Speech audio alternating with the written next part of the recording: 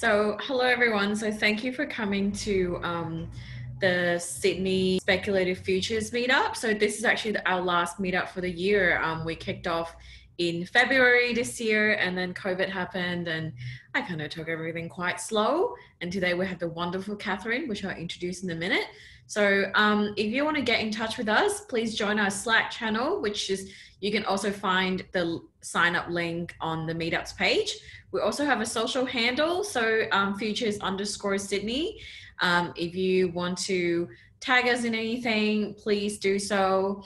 And we also have launched our YouTube channel, if you want to, where we put all our recordings of our events online. So if you aren't aware of us, the Speculative Futures Meetup, we're a group of people who are interested in speculative design, critical design, design fiction, strategic foresight, and science fiction, or any approach that involves us imagining any expressions for the future or to speculate potential futures. So we're a global community. This is the Sydney chapter. There are also many different chapters across 4 regions. So North America, Latin America, EMEA, and also the APAC region. So yeah, if you're not aware of us, this is a little bit about us. And today's agenda will go, we'll start the talk in just a minute. It'll go for about 45 minutes. And after that, we will have a Q&A session that goes for about 15 minutes. And we will have some short end of year announcements that we're making at the end of it, and have the option to stay to chat also. So today, ta-da, we have Catherine Sarion speaking with us about subversive imagination, art, design, and systems change. So Catherine is a Chinese-Filipina award-winning interdisciplinary designer, artist, and writer who creates works that investigate nature, our role in nature and the tension between nature and technology. She's worked across Berlin, Vienna, Beijing, and the Amazon forest, and she writes science fiction that has been and she has also been practicing Taekwondo for 20 years. She's currently a scientific PhD scholar at UNSW Art and Design, working on climate change and sustainability, and an Obama leader for the Asia Pacific. And I will hand it to Catherine. I'll just stop sharing and I'll hand it over to Catherine. Hi guys, so my name is Catherine. I go by Kat, never Sarah, FYI. And I am really happy to speak to you today. First, so I moved to Australia about a year ago, and I know I have to acknowledge that I am on Gadigal land of the Eora Nation, and I pay my respects to the elders past, present, and future. So, I divided my talk into 2 parts just because I think 30-40 minutes is a pretty long time to listen to a person babble on after work. So part 1 has to do with subversive design and how I've had to use this in the course of my practice. So I lived in 9 other countries before Australia. So this is like country number 10 for me. I slid in right before lockdown. So I'm here doing my PhD. So I'll be based here for the next 3 or 4 years. And the second part would be strategies for subversive imagination. Like how can you apply these to your life and your practice? So part 1, the agony and the ecstasy of subversive design. So my background is in molecular biology, fine art, and interaction design, and this is quite terrifying if you have Asian parents. I think for the longest time, I was trying to figure out like what was art, what was science or design, what was like the intersections of all of these. But nowadays, instead of figuring out what is art, the minutia of things, I just decided to use all of these toolkits that I have for the sake of the environment and social issues. So instead, I focus on what I am doing it for. So some of the things I've done in the past, like Way in the past. So when I was doing my MFA in the School of Visual Arts in New York, I did an MA in interaction design. This was a chance for me to combine my backgrounds in the arts and the sciences. So one of the things I did, for example, is this book called An Olfactory Memoir of Three Cities. At that point, I had lived in places like Manila, New York, and Barcelona. And I made a book of scents. So if you see a spread of each book, you will see my memory of the scent on the left and a scent printed on the right. Kind of like the scratch and sniff that we all know when we were kids. So these are my memories of these scents. But if I pass on the book to all of you guys, all of you have very personalized memories of these scents, making it a tool for conversation, especially inclusive conversation, because it's a way to embrace the diversity of our experiences. The first, so after my MFA, I went straight on like a 7-year art residency journey in different places around the world. The first was at the National Art Studio of Korea, where I did this project called Seoul 43, where I hiked all 43 mountains of Seoul, because Korea is like 75% mountainous, and I was really starting to see how nature was starting to butt into, or rather like how urban living was starting to butt into nature. So a lot of the mountains were, for example, kind of being cut into half to make way for roads, hospitals, and things like that. So what I did for this project was after every single hike, I borrowed a small jar of soil at the end of the hike. And then during the exhibition, I asked people to plant with the soil and to bring them back to the mountains to return what I borrowed. So this was a really great way for me to share my experience. And I do that a lot about like being completely mesmerized by an experience I had and wanting to share it with others. And a lot of people would say, you know, I've lived here all my life. I've never climbed a mountain here before.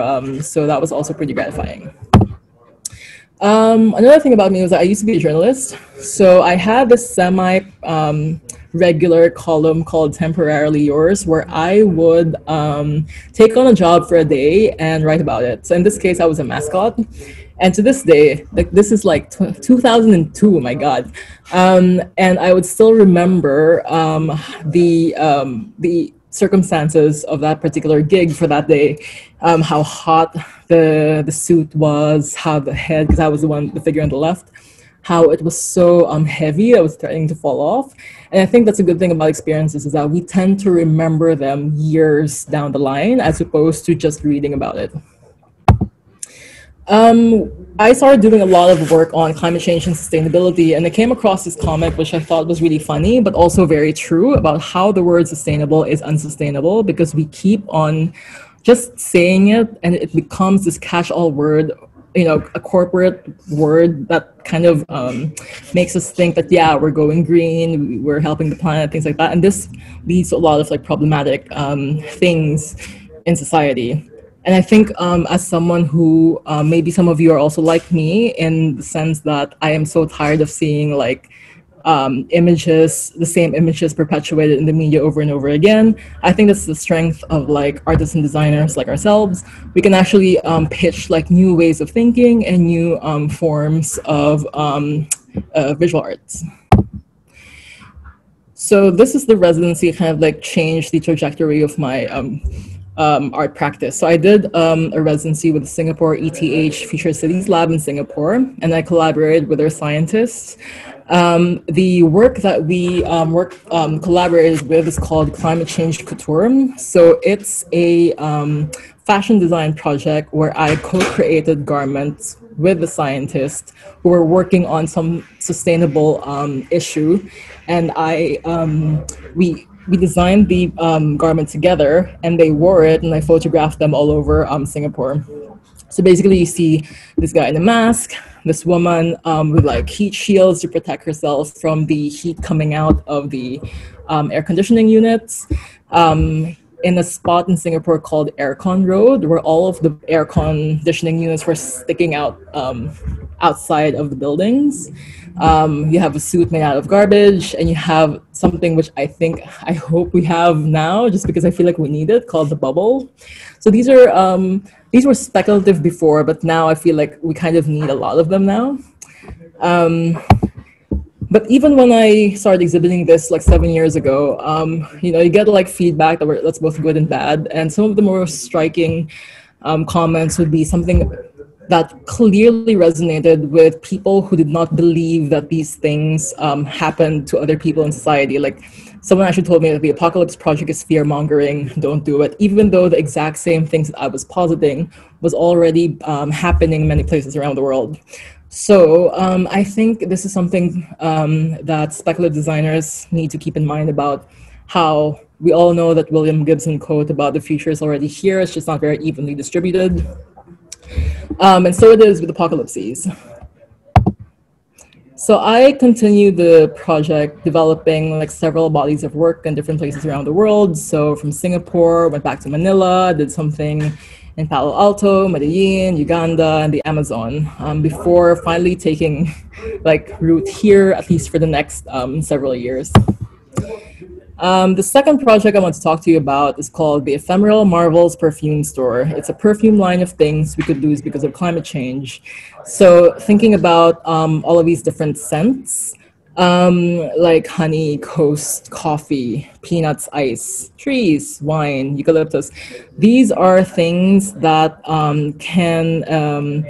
is already disappearing because of climate change in one way, shape, or form. So our memories of these scents are also going to be eroded. So I've done different collections all over the world, contextualizing the scents just because different cities have like a different set of scents, and so on. And you can imagine that something like smell can also transcend the perimeters of art, science, and design. And in fact, something like this I've been able to present them in art biennials, design museums and galleries, science galleries, which I think can sort of give credence to the universality of some issues, especially for something like scent. I think our sense of smell is the most intimate of all senses, and it's something that we're also losing even more now in the time of COVID, just because number one, we're all on Zoom, and number two, if we do get COVID, then there's a high probability you will get anosmia or the diminishing of your sense of smell. Something I'm thinking about because of that, I've also tried to turn some of my art projects into science fiction stories, and that particular project I turned into a short story that's in this book right now, Our Entangled Future by the University of Oslo. It's available for free, I think, but if not, let me know and I will send it to you. This is another project that has had some controversy called the sewer soapery. So I turn raw sewage, raw palm oil, and used palm oil into soap to raise awareness on the fatbergs that are clogging up our sewer systems and making it even more difficult for the sewers to do their jobs. In line with super typhoons. So basically, the more we have super typhoons because of climate change, the harder it is for sewers to do their jobs, even more so when we are improperly wasting it or throwing it away in the sewers. So this was exhibited not so recently, like 2018, at the Disposable exhibition of Science Gallery Melbourne, and also for Australian National Science Week. And this is when I started getting into a lot of trouble with the climate change deniers, which I will expound upon later. I also work with different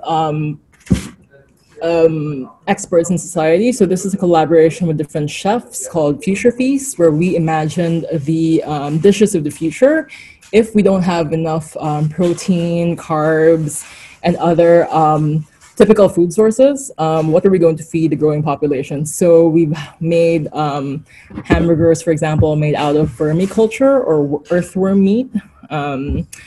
sea vegetables, a lot of things with insects, nut milk, and so on and so forth. So I think food is a great way of getting people together.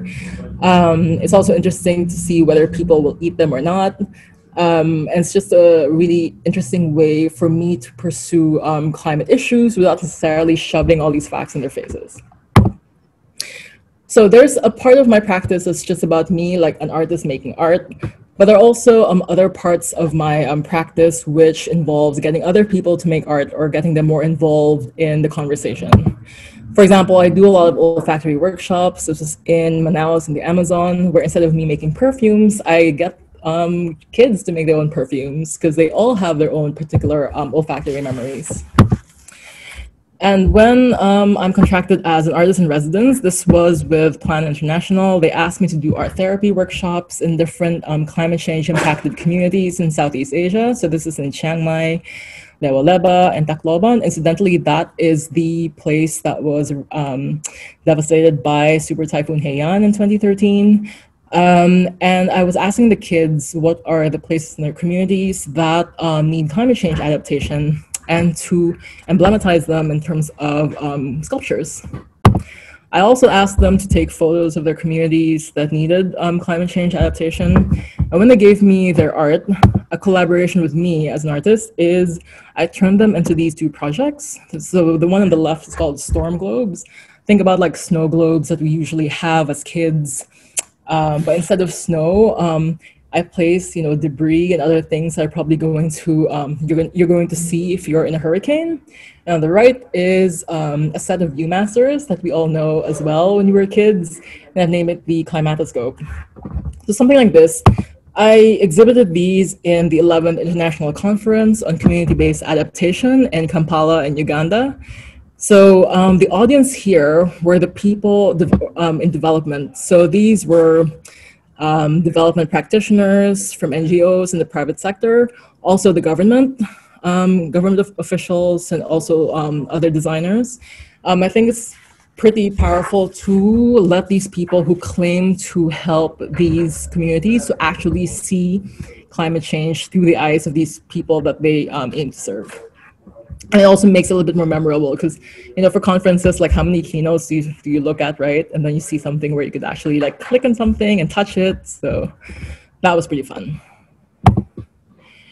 So doing this work, this type of work for years now, I've really been able to see how the conversation around climate change and sustainability has changed over time.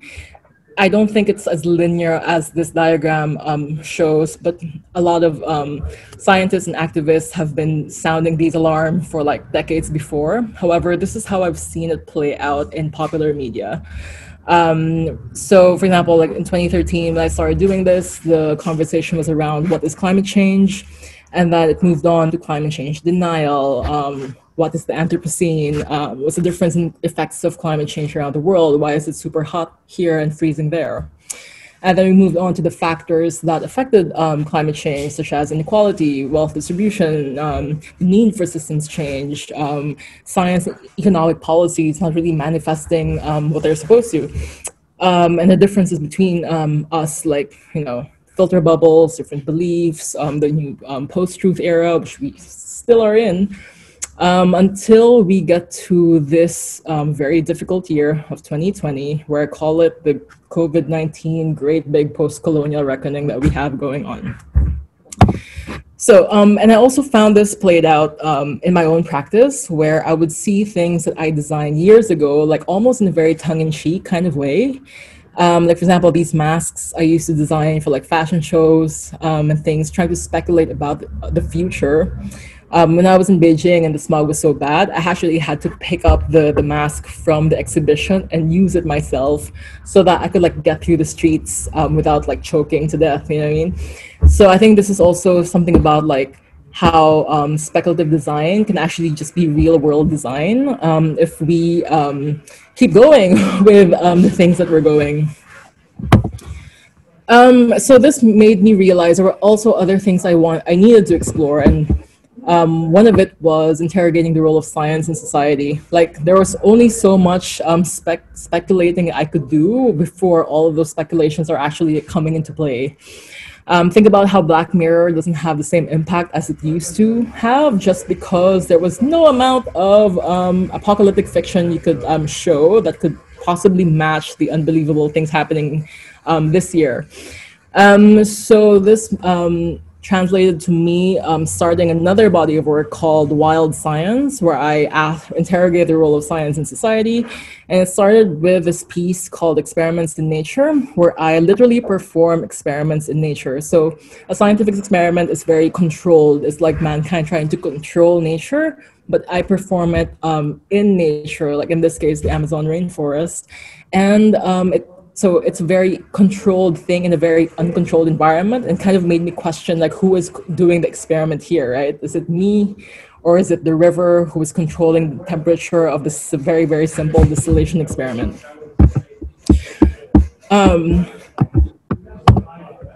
Another project I do is called Letters for Science. And this is a participatory letter writing project that asks everyone, especially kids, to write letters to science denialists, asking them to stand on the side of science, but also explaining the science. So this is a letter from a 14-year-old student named Christoph from Austria, and I will read it to you all because it's like super fun. So, dear denier of the climate change, I know you won't listen to a piece of paper. It would be like a broken pencil, pointless. Anyhow, I'll still try, and why not? You may think that nothing is happening. Nah. Here's a comic about your hocus pocus climate change. It won't convince you, but if it does, great. If you are convinced, don't read text down there. Before climate change, I wish it would be warmer. If we don't change anything, not that warm, help. If we change something, better. See, I told you, I knew I won't convince you.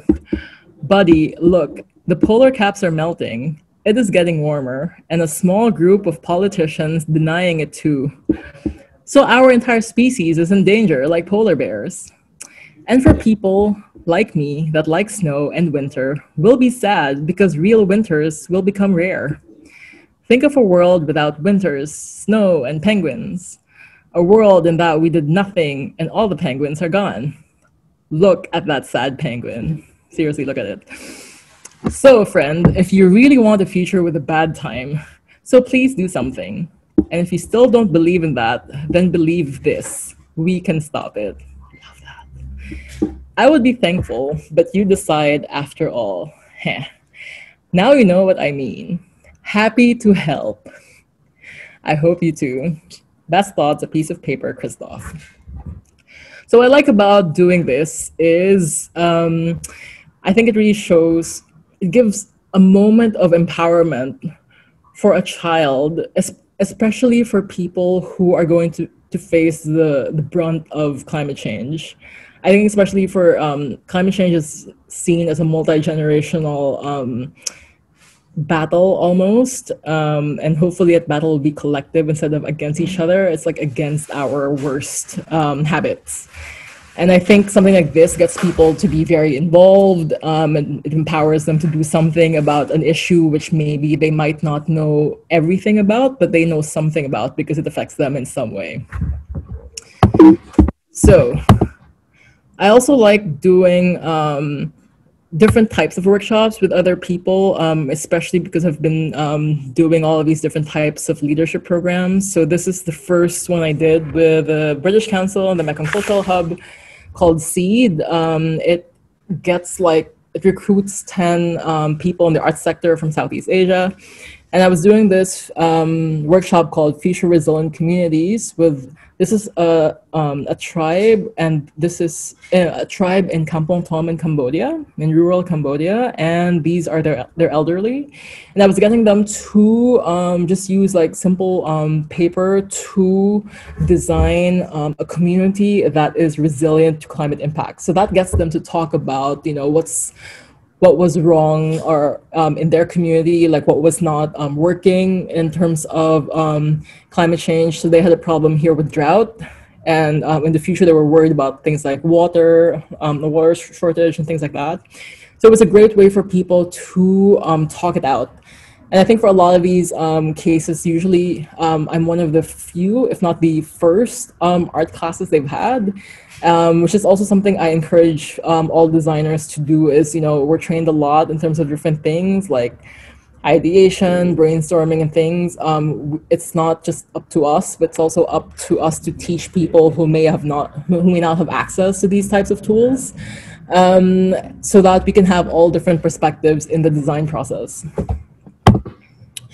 And also in my capacity as an Obama Foundation leader for Asia Pacific, ever since lockdown, this has given me really good access to 199 amazing leaders from Asia Pacific who are taking care of their communities and have had to because of the pandemic. Sometimes I get recruited as their art teacher to give like art therapy workshops to their communities. So all of this is done online. This is why I've done like so many Zooms. Like I can't tell you how many Zooms I've done since lockdown. But I think it's really nice. Like if you can donate like an hour of your time, it reaches like thousands of people. I think it's really nice. So we were doing something called painting a sky diary. Like I just got them to stand outside their houses and like paint the sky every day. And I think it's a nice way to track your days and have like a nice momentous moment where instead of you're looking down at your phone all the time, just look up at the sky, and it's like a nice way to think about your day. So I am here in Australia as a PhD student, and this is part of my PhD practice. This is a project called The Weighing of the Heart. It's also why I'm here in this lab. I am casting the ashes of the bushfires into hearts in reference to the weighing of the heart. So this is in reference to that spell in the Egyptian Book of the Dead in which the heart of Imhotep is weighed against a feather. This is probably familiar to you guys. So if the heart fails to balance, it will be eaten by the beast, Amut, and Imhotep will be condemned. If the scales remain balanced, Imhotep enters the afterlife with the other blessed dead.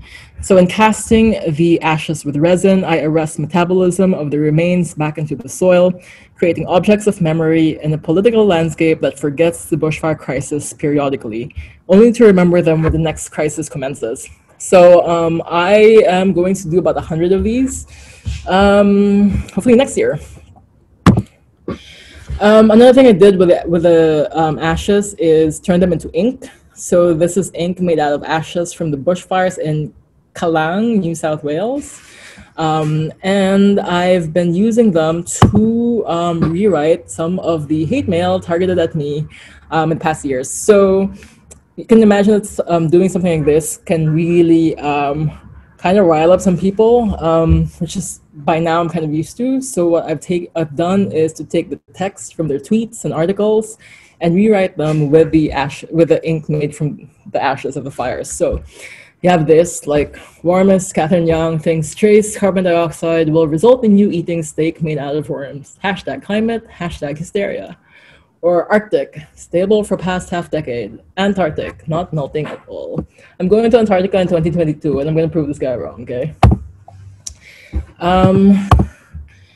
And things like the term hysterically histrionic may be apt here. It tends to be very beautiful when it's calligraphized, just because I feel like in a way they kind of lose their power and just made it like a beautiful piece of text. But also, like, she has a nasty habit of recruiting kids to her climate shenanigans. Why has the taxpayer to continue funding these loons? There is no evidence for the statement. It's quite cathartic. And yeah, I imagine this is like a project that's going to scale over time. But anyway. So part 2, strategies for subversive imaginations. I think the term subversive in my practice kind of refers to how these are just like common objects, but they make you do a double take because they're not like normal ink, they're not normal soaps, they're not normal perfumes, they're actually common objects that look innocuous but are actually saying something else. And I think that's something that reaches more people in in a more insidious and more subtle way, just because they don't really know what they're looking at until they've experienced it. And then the understanding tends to come afterwards, or they come in layers. So I do enjoy working like this. I feel that in the collective discussion about climate change, it's something that is pretty useful and something where all of us can learn something from it. So for part two, I want to show how I go about with one project. And I'm going with the sewer soapery because it really had a lot of reactions in a way I don't think me or like the curators I've worked with ever thought was gonna reach. But anyway, so it started when I was stuck in the flood. Because like in some mega cities, once it rains, it tends to flood really fast. And this is because of the improper waste practices that we have, which includes tossing leftover oil in the sink, for example, or all of these fatty wastes. It ends up in the sewers, which clogs them, and it cannot get the water to cycle as normally. And when I was stuck in this for like an hour, I vowed that I was going to do a project out of it because, oh my God, what an inconvenience. It also made me realize, I think at that point it was only 2016, and I was projecting like, this for 2050 would probably be underwater by now. So I decided to turn these things into like an art material, and I was looking into the properties of it. And soap is a salt of a fatty acid. So if you combine a type of fat with a base such as sodium hydroxide or potassium hydroxide, you could get it to saponify and turn into soap. Palm oil is probably the most common fat or oil in the world. It's harvested in places like in Southeast Asia and Africa. And it just affects pretty much every consumer product that we have. If you zoom in to what palm oil can give you, like, I don't know anyone who doesn't interact with these products in any way, shape, or form. Unless you're like a super strict person who knows exactly where everything comes, at some point palm oil will affect you. So when I was in Medellin, in Colombia, for an art residency with the Ministry of Culture, Plato Hedro, and Casa Tres Patios, I was able to ask the private company EPM, who administers the sewer systems and manages it, to open up the sewers for me, so I can like try to understand, how this particular sludge goes through the city. And in parallel, I was also looking at the Medellin River, which had a very big environmental problem in that people were using it as their alternative sewer. And if you go to this river or a lot of different bodies of water, you can almost see this layer of like lipidaceous, like fatty thing on top. And I was just like scoop that up and see what would happen. And then I would filter and then boil the whatever fats I got 3 times. And you can imagine the different phenotypes I got with these soaps. So because they were fat plus other things, it was quite a surprise to see what I could get from it. So I got 3 types of soap. One was just raw palm oil. Raw palm oil is still used as a cooking oil in many developing countries around the world. Used palm oil, so this is oil that was just reclaimed after like frying chicken or something. And finally, the raw sewage, which I got from either open sewers or, in your sink, in the drain, you can like kind of like pick out the sludge in that. Yeah, I did that. This is seriously the most hellish thing I've ever done in my life, but I did it for the sake of the environment. So, and you can see the different types here. Like you get the slightly pink ones if it's not used, the browner ones when it is used, and the gross ones with all of these different crap that's solidified inside.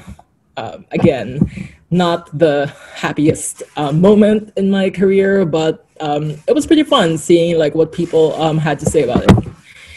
So again, something that's kind of like sciencey and designy and also art can also make its way to different venues. So I got this in the Manila Biennial, which is an art biennial. Also for Science Gallery in Melbourne, which is like science, but also design, other things. It's quite difficult to sort of like pinpoint exactly what the works there are, which I think is great. I think we need these different types of locations with not a very defined field to be able to question the fields to begin with. And so we get feedback like, okay, we have like good press, like it encourages people to go, but we also get feedback like this. So I woke up one day with a very strange article written about the work and also myself by a conservative magazine here in Australia. And this was before I moved here. So I was a little bit scared of like moving here. Like, you sure want to move there for a PhD? Are you sure? So you could see, imagine like some of the texts you've seen earlier were the ones I did calligraphy with an ink made out of ash. Yeah, and I think the things that really stand out to me would be the post-truth non-facts that they write within the article, like the Arctic stable for past half decade, Antarctic not melting at all. But I think press like this, I think what's good is that it's nice that the project resonated with people from different beliefs, and that's when the project becomes like a thermometer as to gauge like, okay, what do people believe in a certain place, or like why, it makes you wonder like why they believe in certain things. And it makes me think about how art can posit the idea of alternative norms being patterns of behavior such that individuals prefer to conform to them, and how speculative design or art can bring in these alternative norms, and like we can find some way to sort of find real solutions to the real world, in the real world.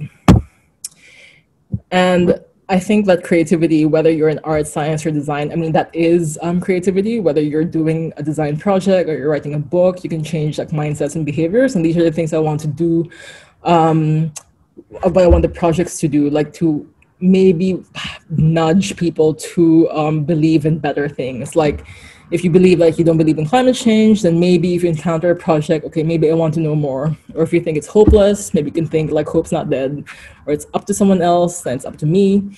Or if you think it's complicated, then you can say, okay, maybe I can try to understand at least this tiny part. Or it's always been done this way, then maybe I can try other ways.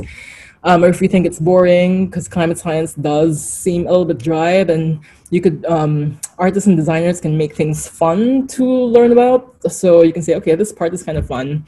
Or for people who don't care, maybe you can get them to care. Or these people are so different from me, and maybe you can make someone think that we're not that different after all. So how to train a subversive imagination. Number one, definitely learn another language. I think in the context of a very global environment that we're living in, I think it's really helpful to pick one, if not to speak fluently, to at least get in the minds of people who have a completely different life experience than you. If you can, to live in another country or community or volunteer.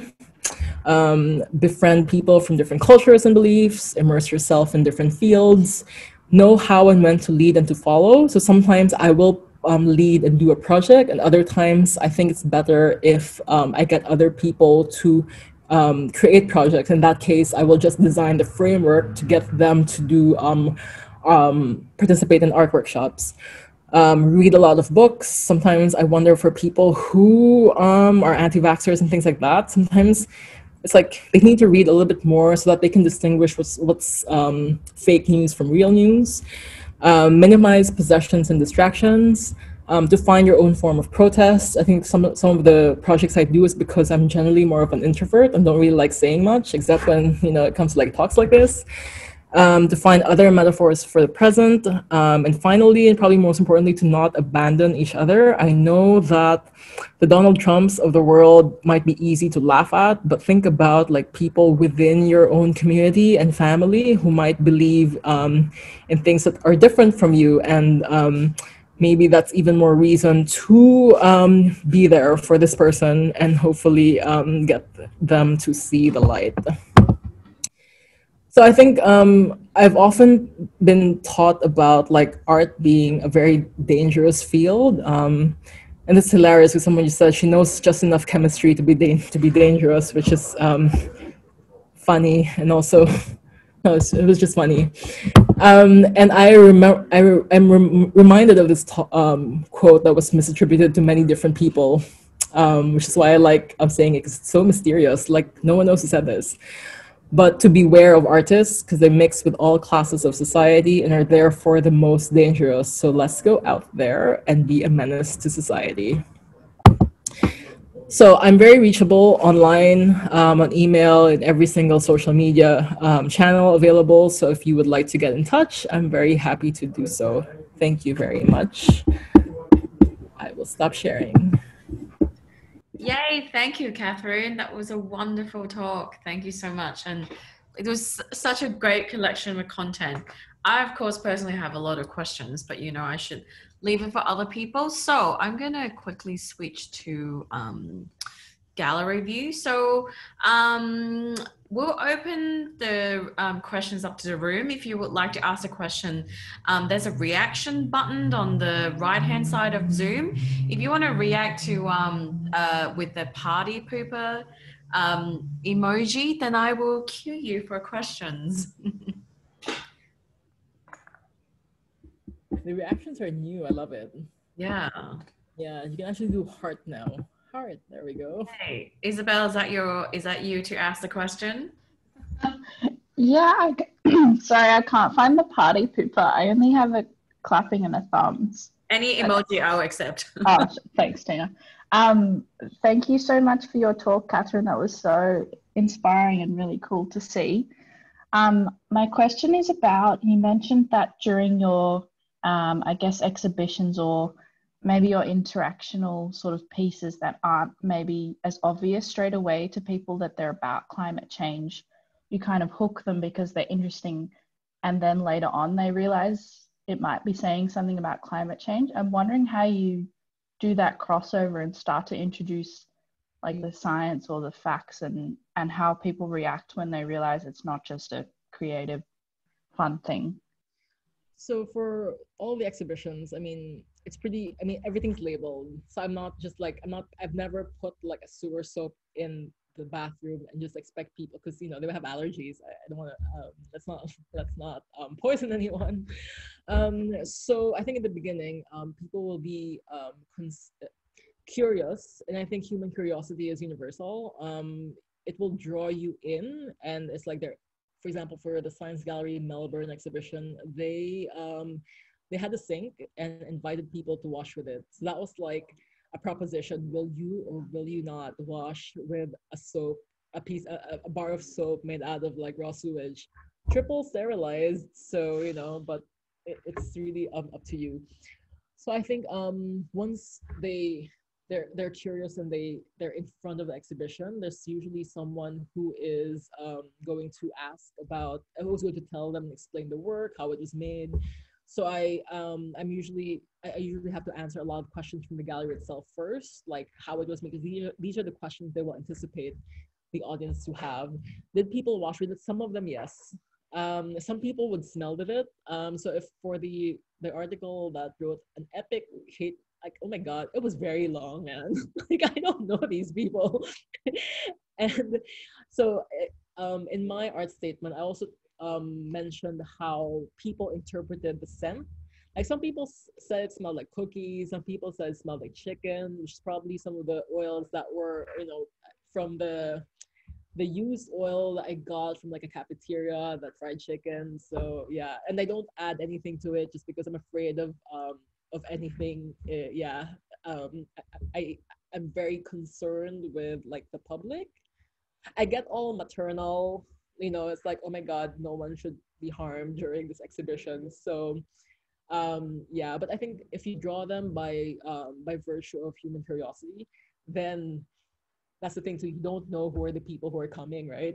And that's when you have to brace yourself.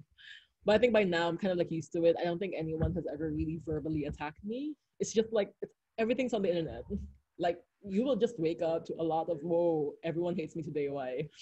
And that's okay. I feel that in a way, it's better to have a reaction and also to understand why people believe in certain ways. Usually it's an educational issue. So yeah.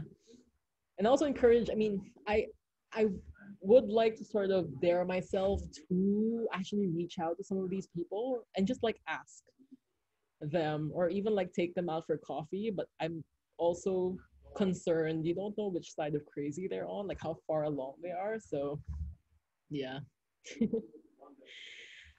Thanks for explaining. Yeah, no worries. Great. And I think if I pronounce your name correctly, Aditi, I think you raised your emoji, and I think Nupur is the next. Hi, yes, I have. I really loved your talk. Hi. And I think your the Bushfire Ink project is probably my favorite. And I think it's really, really powerful, especially where you used the same ink to write the messages that people sent you. That was like a massive irony there. I do have a question about your another project, though, the food one. I'm quite curious if you found that the diet or the recipes, I guess, the dishes that you made, were they like sustainable, or did you think that was something people could actually live with, or it was just more of an experiment that you could? It was. Not, yeah. Depends where. That's a really good question because I think food is very cultural, very contextual. For example, for the insects, I mean, a lot of cultures around the world, especially in Southeast Asia, have been eating insects for centuries. And I think it's more, from what I've seen, it's mostly a personal preference. Like there are two schools of thought when serving insects, for example. One is everything has to be pulverized and unrecognizable as insects. So that it won't feel as disgusting, right? Like, you know, that's why for people who eat meat, like it has to be like presented in a certain way, like there are no eyes, right? So that's one school of thought. Like that's when you get people selling cricket flour, for example. Another school of thought is about making the insects as obvious as possible to normalize the fact that we're eating insects and mealworms, for example. Mealworms are very good, very yummy. In a protein shake, it's amazing. So I think I would say to your question, it's definitely contextual, and if it's sustainable, I think I did that project in 2014. Nowadays, there are so many companies selling like cricket flour and things like that. So I say it's a little bit more mainstream right now. That it is sustainable because you're not spending as much resources to grow the insects. But in terms of, I always ask, will it be sustainable for your personal life? I would say it depends on you as well. On, you know, I have some friends who never ever touch an insect cookie, even though I think it's delish, but they just don't. So yeah, I mean, again, it's also like cultural, and I think it really depends on, like, you know, companies, artists, designers to really push for it as a mainstream thing. What I've succeeded is bringing them in, like, in a gallery setting, like, you know, for hors d'oeuvres and things like that. As to putting up an actual company that dispenses it mainstream, not yet, but maybe in the future. Just because the world is kind of going to hell right now. So thank you for your question. Anyone else? Yeah, I have one. Hi, Catherine. That was super inspirational. I really enjoyed it. I specifically wanted to give you some context before my question. I'm working for a public health company in India, and a lot of the stuff that we do is around changing behavior. The company was sort of started at Stanford D School. So the base of the company is human-centered design. So we try to be as creative as possible throughout the behavior change process. My question though is, I've personally been struggling with so there's one way of changing behavior is just making something that's visual and getting people to look at it and think differently. And that I know that works, but being a service designer, I tend to think experientially also. So the other way I think is also just like you showed, like with the NGO partners who had like that visual thing, I don't know what it's called, but with that project, or with like getting them to actually feel things and taste things, is that, what do you think is more powerful from like a behavior change perspective? Like, does it suffice to see a poster, or does actually experiencing something through other senses as well make more of a difference? I definitely go with experience, but I think in terms of designing our way to sustainability, regeneration, all these good things that we want, a hopeful world, I think it takes it takes all types of practices. I think it takes these small community-led practices like exhibitions. If you have like a powwow with your friends and you serve like cricket tacos and things like that, that sort of, puts it in their consciousness, right? But I also think, and this is one reason why I've been doing all these leadership programs now, is because I think art can also, I'm hoping art or imaginations can scale. And I think you can only do this on the policy level. This is why I have to work with organizations, which is a lot slower. I have to say that the most fun I have is when I'm actually doing the project, like casting those hearts here, or like, writing my hate mail out with ink made out of ash, like in one of the rooms here, is like the best thing ever. As opposed to having to like sit in different meetings and things like that. But at the same time, that work also has to be done, I feel. So I think it takes a diversity of practice. I'm not saying every single artist has to do, these types of things. Some artists would like to stick to one medium, and that's fine.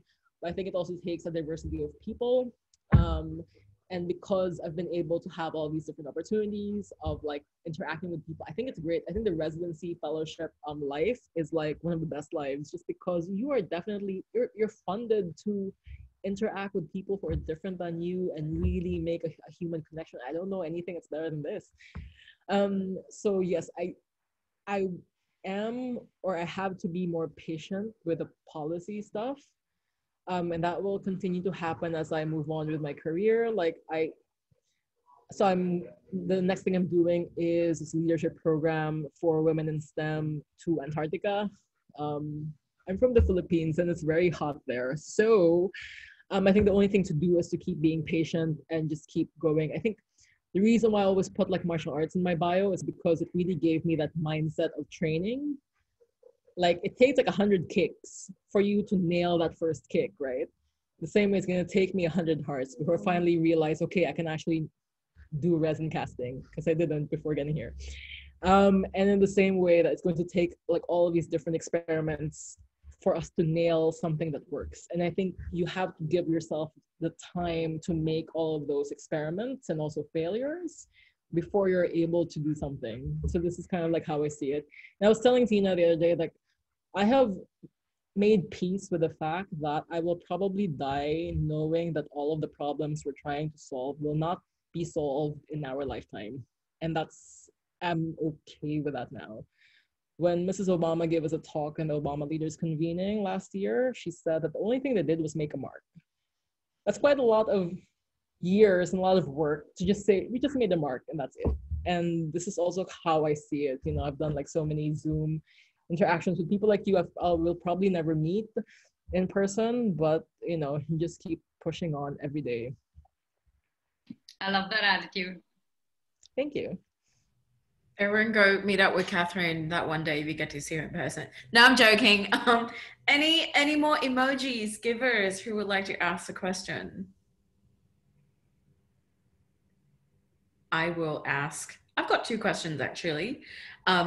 Again, thanks. How much I love to talk. So you mentioned the very, very beginning, you said, there's only so much I could speculate until it becomes true. And I think that's probably something I feel that a lot of speculative critical design artists come across, like, this is my world to imagine what could happen, but also based on some trends and drivers that's happening. When it actually comes true as an artist, like, how do you actually feel? Like, is it more of a told you so, or like, what comes to mind when that actually happens? I think the first time it happened, it was like, I told you so. But then when it happened again, I was just sad. Just because there's like, I'm assuming this also happens to all of these like long-term like activists, scientists who've been sounding alarm for decades and like, oh, we told you so.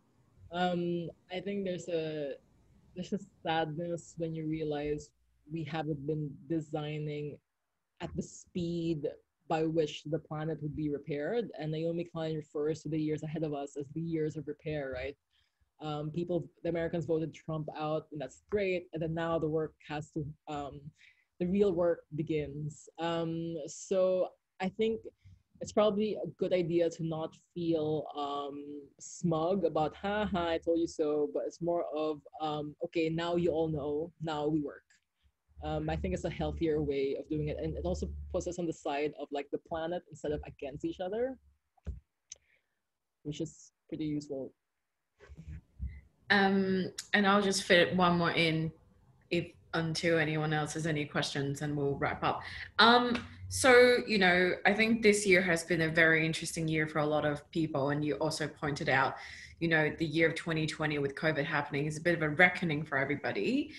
I guess, like, in your experience, in your imagination, looking ahead, where do you think what do you think COVID will bring us, or this reckoning is going to bring us in the context of climate change?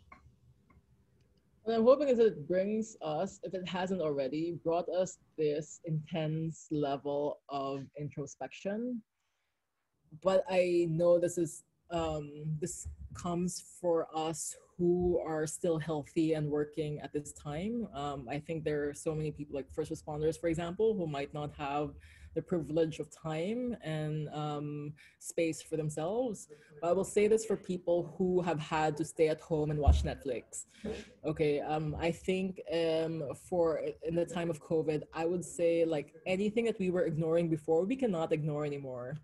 Not just in terms of the environment, but also racism, every single totem in the planet, like totem of like all the isms that are terrible. Hopefully they will all fall down. And I do love this like introspection, not just from a countrywide level, but also like personal level. Like anything that we were ignoring, we cannot ignore anymore. And I think the good thing about having some quiet time to ourselves is the lack of procrastination. Like if you've been on lockdown for the past few months and there was no introspection, oh my God, what's wrong with you? Right? So I'm hoping it's that. And I think we all needed a time of like resting and thinking and to figure out how we can move on from here. And that's what I'm hoping for 2021. And hopefully we have a vaccine that rolls out, please. So that also lasts and actually works, hopefully. So before we wrap up, do we have any more questions for Catherine? Otherwise, you have her contact details. You can find them on online as well. I believe is this one. So if you can see my screen, I'll just have thanks, Catherine, once again. So we'll just skip our Q&A, which we're just done. So just a few last announcement. Damien's not here, but Damien Lutz, which is someone who I've just met probably a couple of weeks ago. And we are actually putting together a list of resources, which I'll just post it in the chat right now. We're gathering a bunch of resources, you know, articles, tools, methodology, essays, and just even PDFs and, you know, chapters and things we'll come across about future studies. And feel free to check them out. If you have anything to add, I think it's edible. So please feel free to add more stuff, and we'll love to have a proper discussion next year when we get the chapter kicked off again. And lastly, so speakers for 2021, we have probably 1 to 2 people who are looking to speak next year, but you know, this community only started growing since February 2020. So if you know anyone, or if you have any work or ideas or experiments or content about the future of foresight that you want to share with us, please shoot me a message on Christina@lunatreedesign.com. And that is it for today. I'll stop sharing and I'll stop recording.